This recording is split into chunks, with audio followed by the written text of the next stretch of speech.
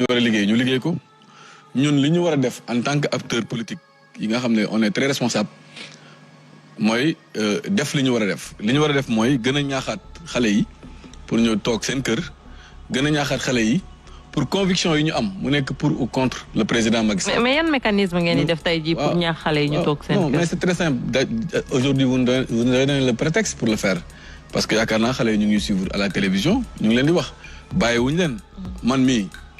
plusieurs fois j'ai parlé et j'ai discuté avec des jeunes yi nga xam ne éventuellement dañ naroon nekk ci manifestation yi wala parfois sax ñu nekk ci manifestation yi ñuy wax ak ñoom di leen ñaaxal di leen expliquer xam nañu aussi que ne c'est des jeunes yu bëri yoo xam ne dañ leen manipuler gis nañ ci aussi ñoo xam ne méttiwaayu dëkk bi tax na ñu siy dugg ba ci def yu noonu donc yooyu yëpp on va continuer à le faire mais li ci nekk responsabilité ku ci nekk na ko jouer presse bi na jouer responsabilité am acteurs politiques yi mu nekk pouvoir ak mu nekk opposition na ci jouer responsabilité am population bi na ci jouer responsabilité mais ñi jàkkaarloo aussi su fekkee ne Sénégal moo leen ñor su fekkee ne Sénégal bi nga xam ne ñun ñoo ko bokk te jàmm war fi sax moo leen ñor war nañ ci jouer seen responsabilité mais nag ñun amuñu yaakaar bu baax si ñoom ndax gis nañu chaque fois taxawaay bi nga xam ne moom la ñuy taxaw su yu mel ni amee ndax am na ñoo xam ne suñu déggee ñu ne jàmm am na sax wala jàmm ngi waaj am sax gis nga duñu sawar loolu quand même c'est un élément important boo xam ne war nañ ko wax maintenant nag le reste yoon moom kenn mënul entraver action am mu war a liggéey li mu war a liggéey loolu moom c'est clair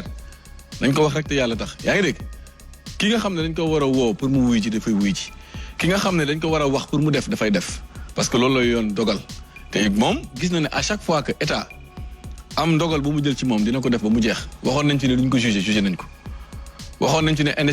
justice indépendante aujourd'hui justice décision bi mu jël wane na dafa indépendante keroog bu muy def manifestation ñu tere ko mu bañ yaakaar naa gis nañ ni ci fekk donc moi je pense que ku nekk daal ci jouer rôle am difficulté mënul am Sénégal dina ne jàmm dina am salaam dina am loolu man moo nekk suma kàddu vraiment